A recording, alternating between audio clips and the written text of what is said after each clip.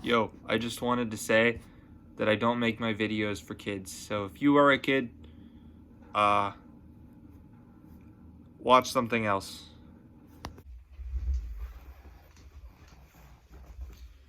Good morning. I'm here to talk about movies of 2021. If you can't tell by the title, obviously I have it in the title. Why wouldn't I put it in the title? No, my title is just going to be talking about random movies. No correlation between them in any way. No. My top 15 a number that I guess I chose because that's the number Schaefer listed. I don't know. Top 15 movies of 2021. These are not ranked exclusively by quality. Some of it is more so what it means to me or how much I like it. However, on some level, there is a little bit of listing because of quality. When I rank stuff, it's kind of partially quality, partially just what I think of it personally, what I like and what I don't, which I think is it's a good way to rank things.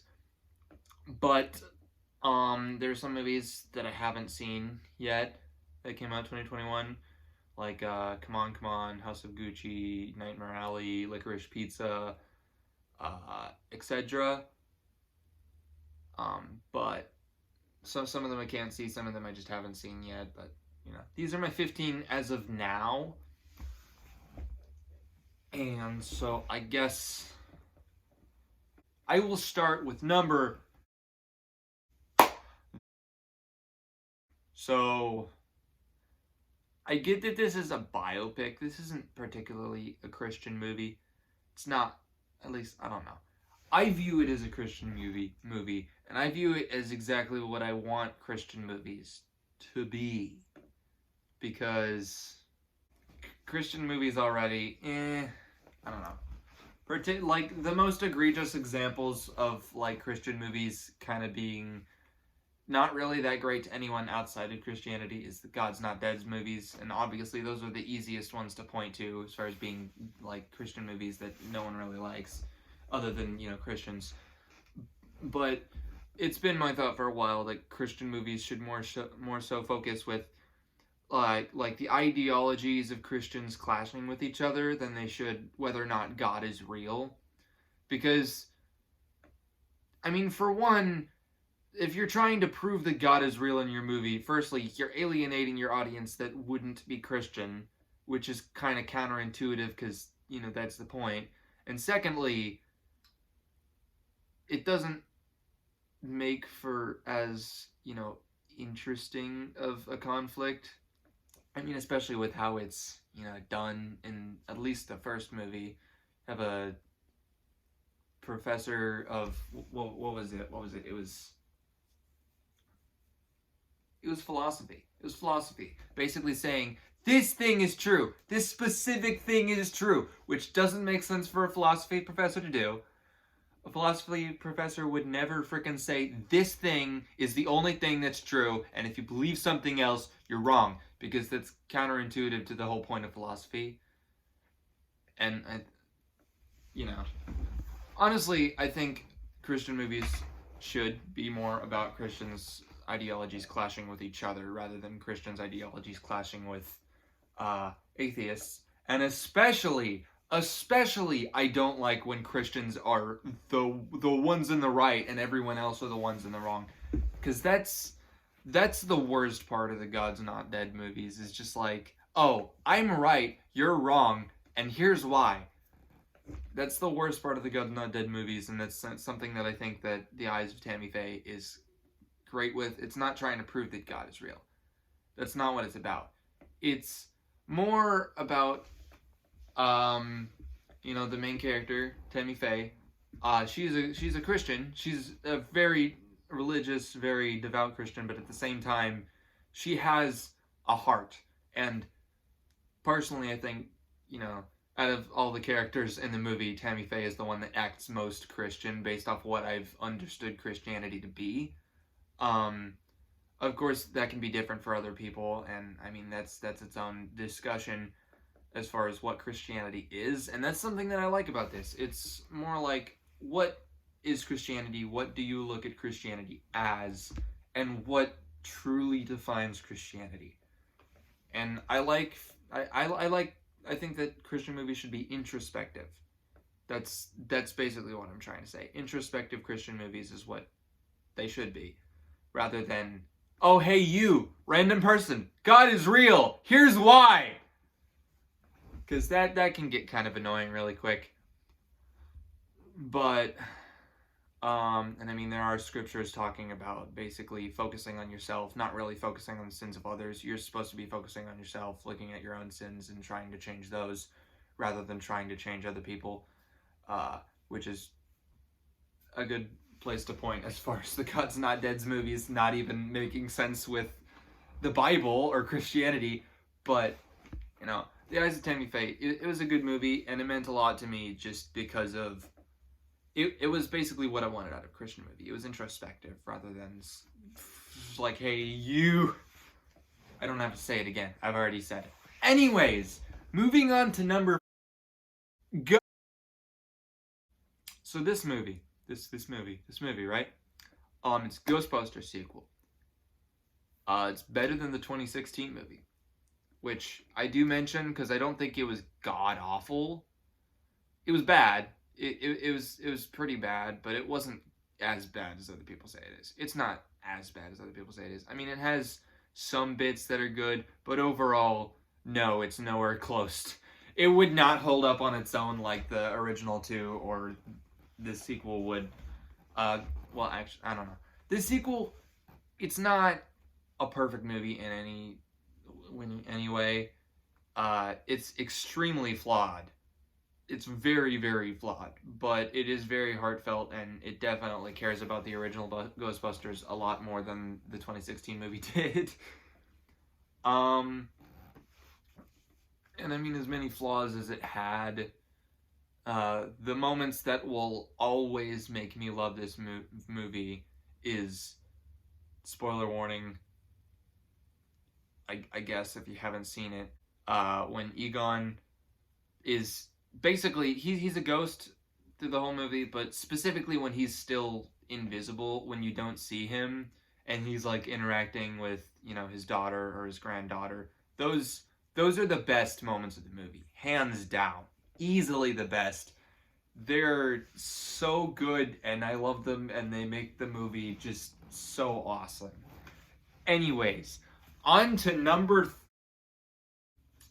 Yeah, remember Good Will Hunting? Yeah, that was a really good movie. That was great. That was written by Matt Damon and Christian Bale.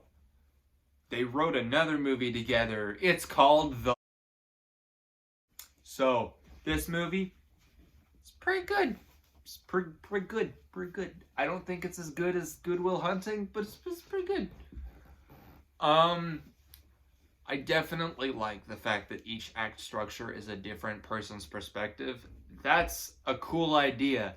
I've never seen that done in a movie before. There are probably movies that have done it before, but I haven't seen them. So I don't know. I remember I wanted to see this movie in theaters. Of course, I don't have that much money, so, you know, I don't usually have that much money, so I didn't. And then the director was just like saying the movie flopped because of all these kids that grew up on their phones, and it's just like, what are you talking about?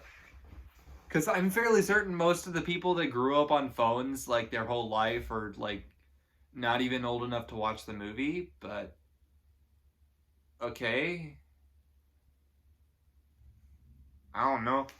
Anyways, I watched it on HBO Max because it's on HBO Max, and it was pretty good. It's pretty good. Definitely a very good period piece. Definitely got me into the whole medieval times and stuff. It was a good movie. It was a good movie. Anyways, moving on to number 12. You know, this one's two movies, but they're kind of one movie. Like, they're two 90-minute movies, so you could put them together and it's basically a 3-hour movie. I don't know why they separated this into two different movies, because it's a part 1 and a part 2. I don't know why they did that. Both of them released last year, so, you know. Okay, I'll count them as one in here. So, you know, my number 12 is basically two movies, but it's technically one movie, and that is Bat this was definitely good for my hype for The Batman. You know, the movie with Robert Pattinson coming out not too long from now. Because this one is actually a detective story, which, unlike every other live-action Batman we've got before, we're finally getting a detective Batman, which, I mean, we've had an animation before, which is usually why animation in DC is more active. I don't know. That's not why, but DC's definitely more active in animation. And I think that's always been the case. I mean, you think the DCEU is bad? Okay, you want some good DC Universe stuff? Watch the DCAU. You know, Batman the Animated Series, Superman the Animated Series, Justice League Unlimited, Batman Beyond, plus some other stuff. Batman Beyond, Return of the Joker. Okay, I'm getting off track. Anyways, yes, Batman the Long Halloween. It's a nice detective story. Joker has some weird hair, but okay, whatever. Who cares? This is a pretty cool story. I mean, it has its slip-ups every now and then, but, you know, I just like it because it's a detective story. I mean, I haven't really seen a Batman detective story that often, and I'm glad I'm getting a detective story right before I get yet another Batman detective story. Yes, okay, so I'm going to move on to my number. So, musical movies. I like them, because I'm a theater kid. Duh. Anyways, my number 11 is in... So, this movie, it's definitely flawed. It has some mistakes. A couple of those I will probably talk about in a different video that's specifically on musical movies, modern movie musicals specifically. I'm saying the same words over and over, but I'm saying different things. I'm not saying the same thing over and over. I'm just saying the same words over and over. Anyways, but it's very visually interesting in The Heights. They make the music videos visually interesting. They do something that you couldn't do on stage. Which is what you should do with musical movies. You should take the song, do something with it that you could only do in a movie and that you couldn't do on stage visually. And that's the great way to go. It's something that In the Heights does really, really good. Also, apparently the translation from the show to the movie, a lot of the things were cut, which makes sense.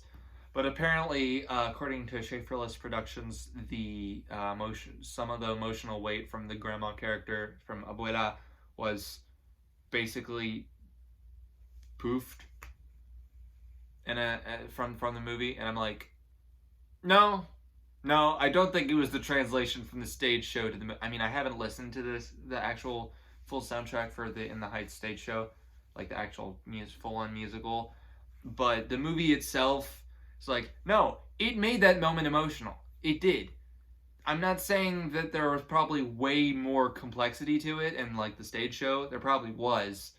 But it was still, her death scene was still emotional in the movie. That being said, this is one of my problems with it. The two problems that I have it with that are the biggest are the ones that I think I'll talk about in that other video that I'm talking about with modern movie musicals. But this is one of the problems, is that it has this really, really emotional part in the movie. And the first time I watched it, it's not as bad now, but the first time I watched it, there was this blaring bit of auto-tune, and it ruined the emotional moment for me. It took me out of the emotional moment so hard. This is like the whiplash. I was like from about to cry to freaking super frustrated in a split second because of that auto-tune. Once again, it's not as bad as it used to be, but I'm still frustrated that it did that the first time I watched it. It took me out of, like, I was about to cry. I was about to bawl like a baby. And then, blatant auto-tune. And I'm like, what the heck? Why would you do that? No! Luckily, they pulled you back into the emotional moment even after the god-awful bit of way too much frickin' auto-tune. But oh my god. That auto-tune really took me out of that moment. And that's a problem with modern movie musicals that no one else talks about. And it's really frustrating to me that no one else talks about that, because that is a humongous problem. It's so big of a problem, it frustrates me so much. No one else talks about it. I'm talking, I don't know. I'm talking more hate on this movie than I am on any of the lower ones. This is really weird. I do like this movie. I like it a lot. Like I said, it's very visually interesting. It's very colorful, which I really like. And yeah, I like it. It's good. Anyways, moving on to number 1, 2, 3. Okay, yeah, just making sure I know where I am. On to number 10.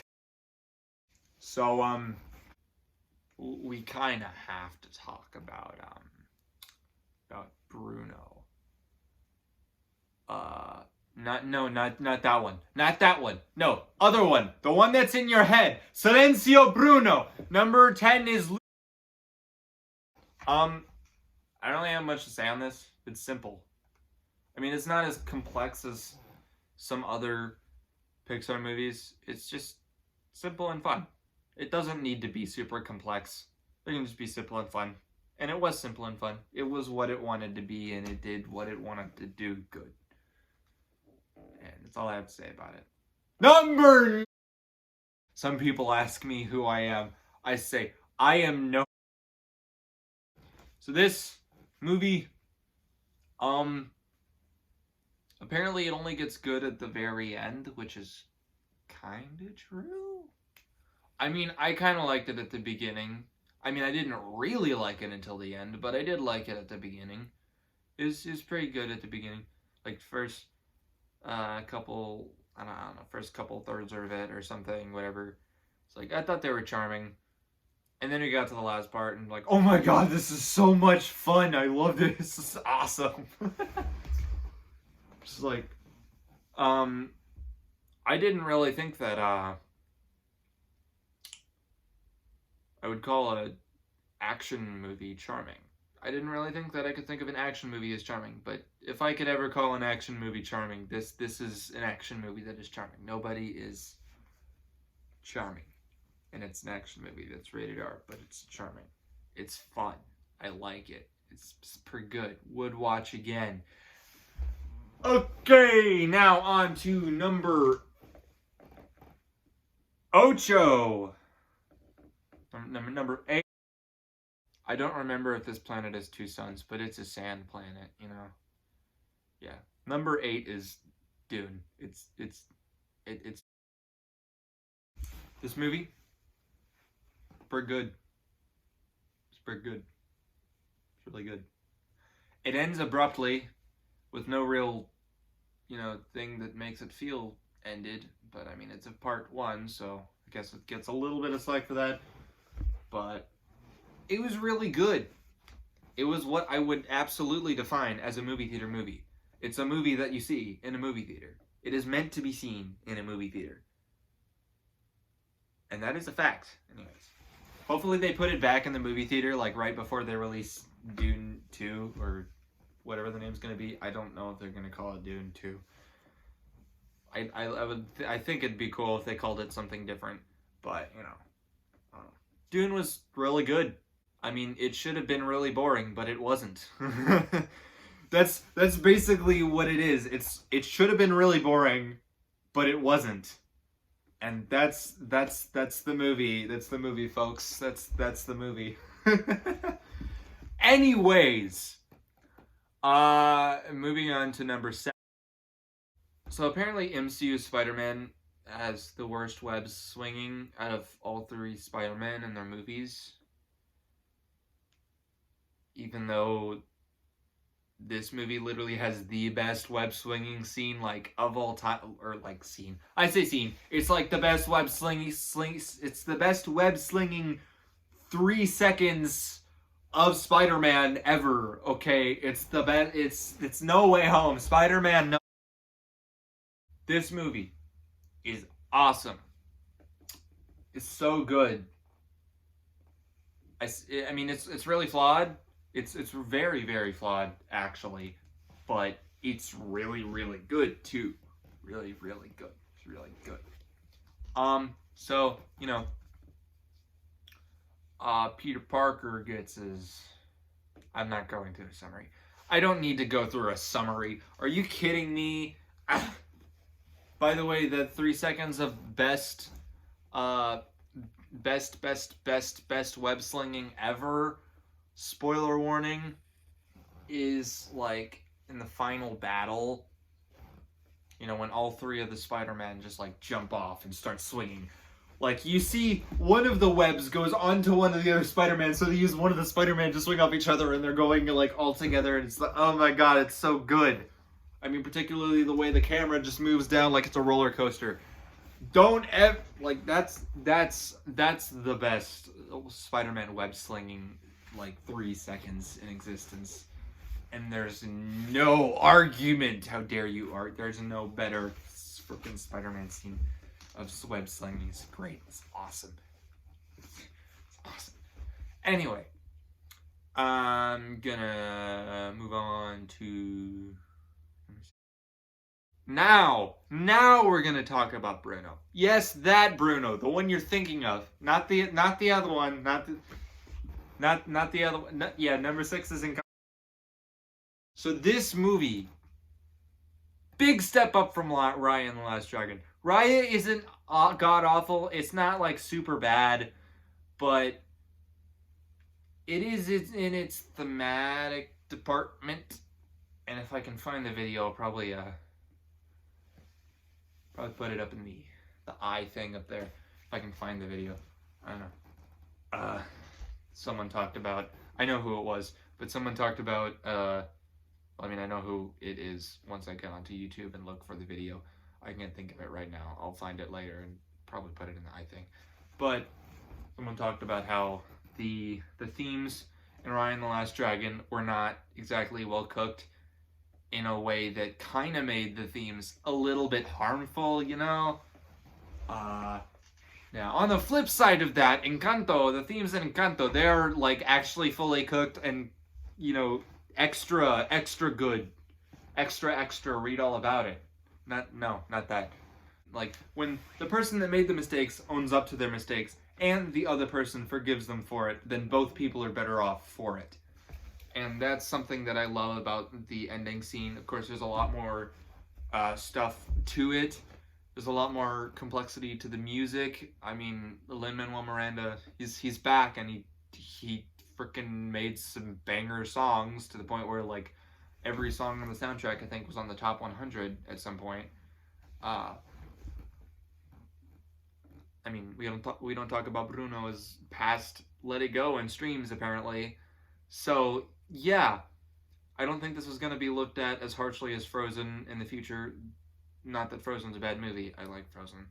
I do like Frozen. Part of that has to do with, other people talking about Frozen, like Cinema Therapy. I'll probably put one of their Frozen videos up there now.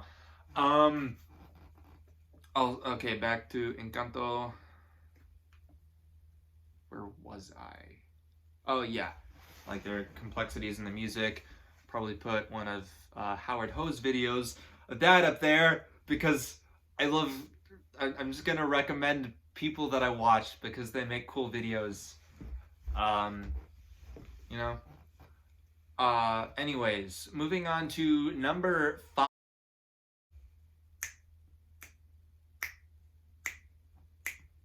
Number 5 is what? Okay, so Steven Spielberg makes some good movies sometimes. Sometimes he's director, sometimes he's producer. I'm just now learning some of the differences between these, different spots in making a movie. So I don't know. But, Steven Spielberg made a remake of West Side Story. And it's not a soulless cash grab. Sometimes, okay, so there are a lot of movies recently that have been based off classic franchises or classic movies, stuff that people have nostalgia for. And sometimes, I don't know. I don't think my parents get the difference, and I mean, I'm not 100% sure if me getting the difference is 100% there, but I mean, there's some times where it feels like an artist that cares about the original basically told the company, hey, let's make this movie again. You know what the excuse? Money. And then there's the companies that made the movie that came to the artist like, hey, we want you to make this cause money. Like, and there's some, I feel like there's sometimes a difference between when the company has the idea for money or the artist has the idea and uses the money as, you know, kind of leverage. You know, it's like, maybe there could be tons of money in it for you. I mean, there wasn't a lot of money in it for West Side Story, which honestly, it really sucks because the new West Side Story is awesome. Like, visually, it's stunning. I haven't seen the original, so I can't exactly compare and contrast. But something that I think the original doesn't do is all the language. The way they use language in this movie. My brother came back from watching this movie with some of his friends, and he said that he had to have a person tell him what they were saying in Spanish to understand what was happening, even after he literally said that, you know, him and his friends were kind of distracted from the movie with each other, you know? Like, okay, are you sure that has to do with the language, or are you sure that has to do with the fact that your friends were distracting you? Because I haven't even seen the original West Side Story, and I could tell you what was happening in the movie, even without knowing what they were saying in Spanish. Like, I took a couple Spanish classes, I didn't know anything they were saying. So, but the way they use language in this movie makes it feel so freaking authentic, and I love that for it.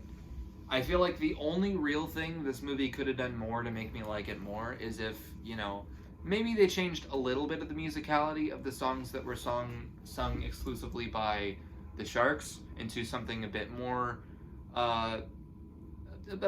Latino style music-wise.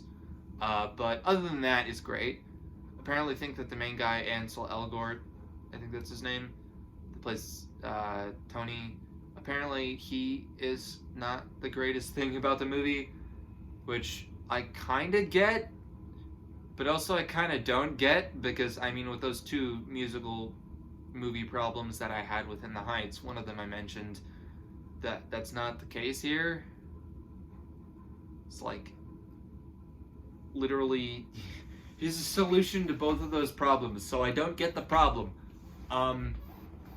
But I just really like this West Side Story remake. I came out of I had so much fun in theaters watching it. I watched it by myself, but I still had so much fun. It was really fun watching it.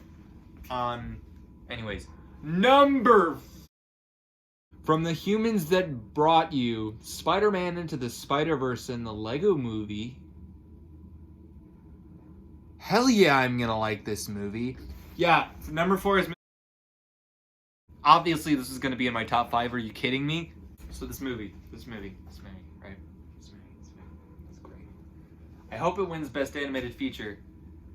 I'm recording this before the Oscar nominations are revealed, or maybe they are revealed now. I just haven't looked at them because I'm recording this on the day that they're revealed. They probably are revealed at this point. I just haven't seen them. But anyways, Mitchells vs. the Machines. I hope it wins exclusively based off the fact that the animation. I mean, it's a great movie, and that's why I have it so high up, but also the animation. The frickin' animation.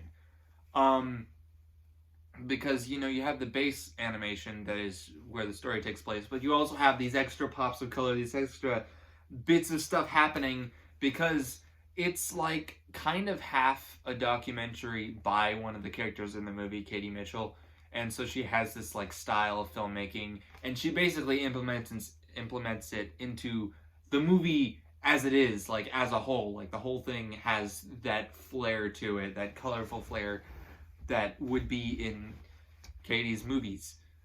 And that adds so much to the movie, and just that extra bit of animation is why I think it should win Best Animated Feature, because firstly, it's just a really good movie, and secondly, because I feel like if one of the like best if one of the animated movies are like actually pushing what you can do with animation, or what you could do visually with animation, then that particularly is something that I love, because I love cool visual stuff. I love when you can do cool visual stuff.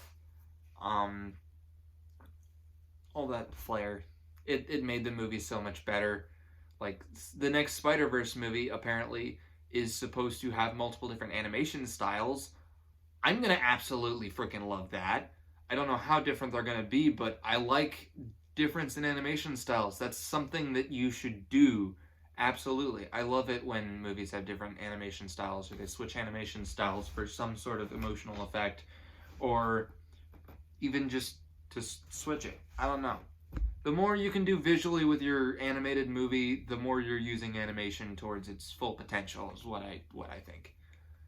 Anyways, number 3. No, I'm recording this. I'm home alone. You know, I don't really have anywhere to go. Kind of stuck in. Yes. This movie is so freaking good. It's so good. It's perfect. So freaking good. Anyways, this was marketed. This was marketed as a comedy special. Ha! Bullshit. Oh my, that is bullshit. This is not a comedy special. I mean, yeah, it's funny, but that doesn't make it a comedy special. This is a movie. This is a story. Oh my god, it's so good. This is so much more than a freaking comedy special. Are you kidding me? Are you kidding me?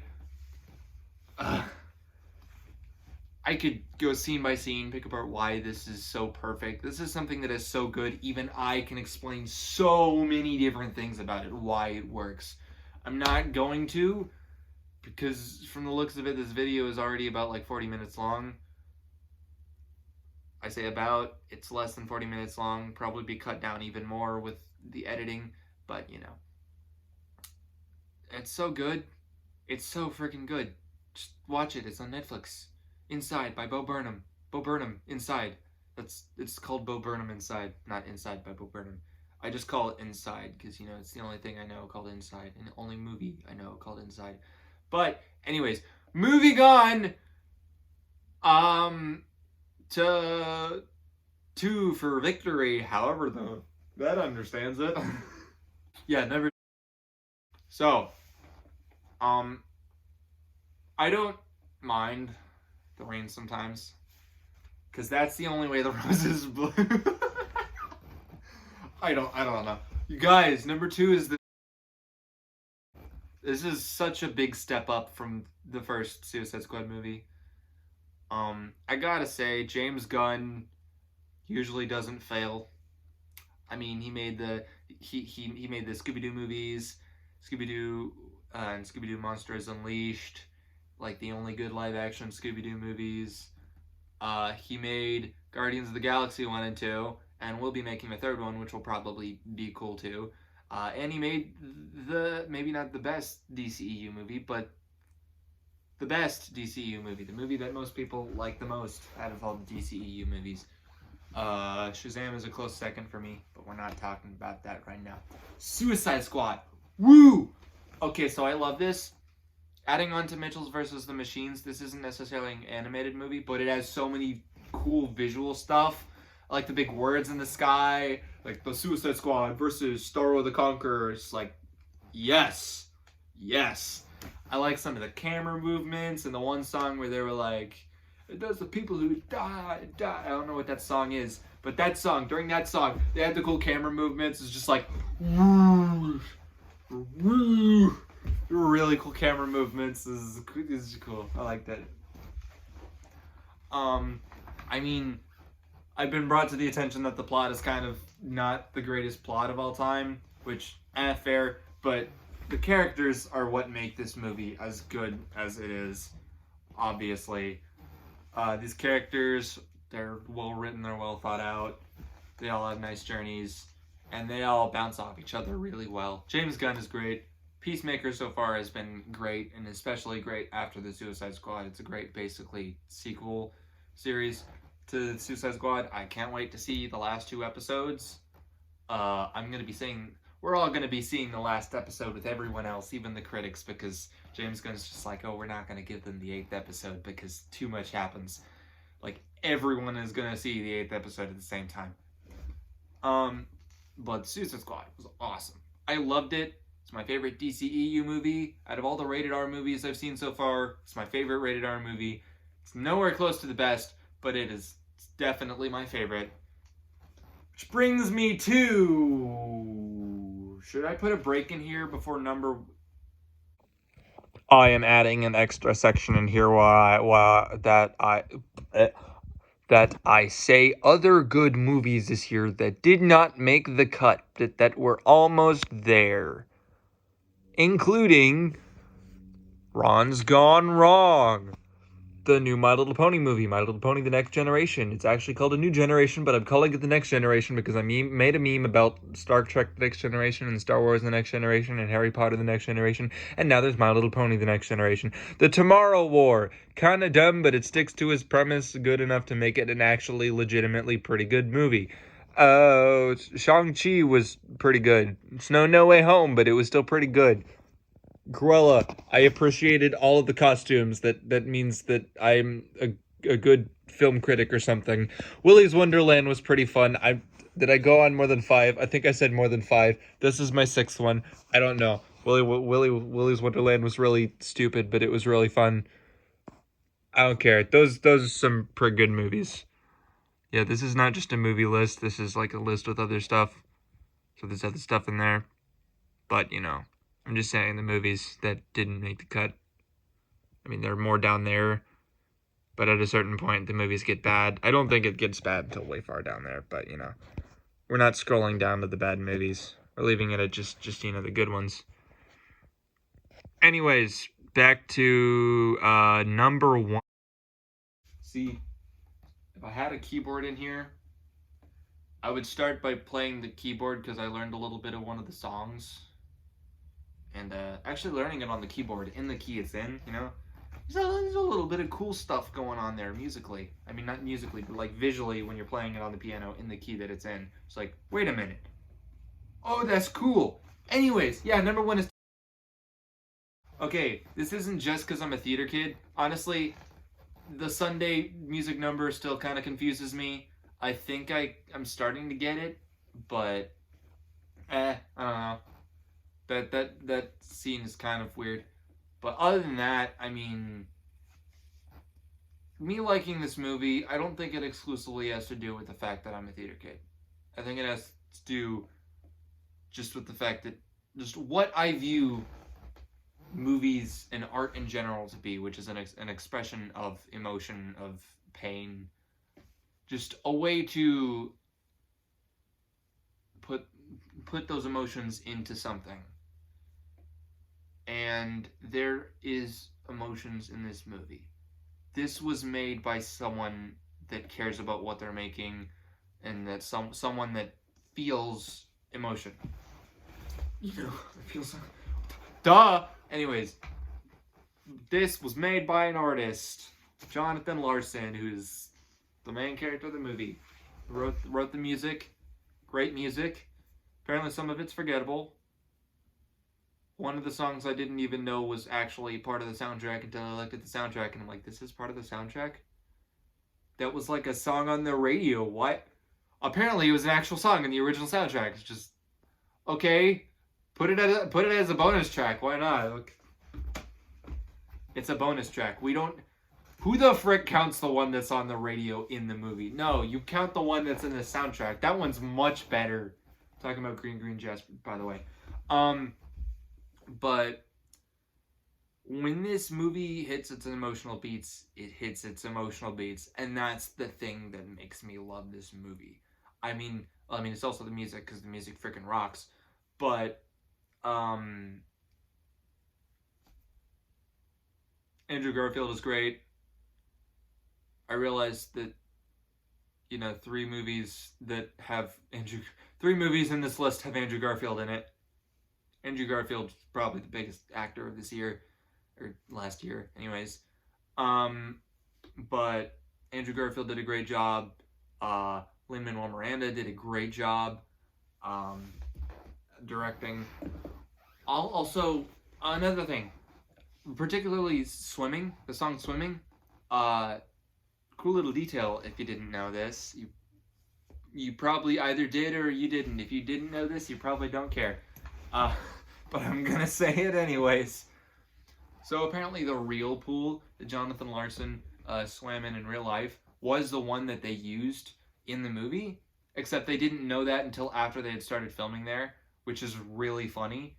But also that scene visually, it's a great example of doing something in a movie that you couldn't do in a musical, like a stage show, doing something on film that you can't do on stage. It's great. It's awesome. I love Tick Tick Boom so much. It's awesome. I haven't really mentioned it. I don't think I'm really gonna. I don't know. I'll just say this right now. Vanessa Hudgens. Remember her? She was in High School Musical. She was one of those Disney stars. Now she's Netflix's star. She's so many Netflix things. She was in the new My Little Pony. She was in whatever the frick it is, those movies where she plays multiple characters. Those kinds of movies seem fun to act in, even if they may not actually be good movies. But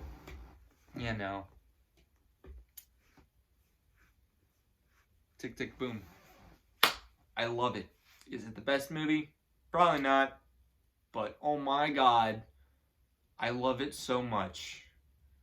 It's so good.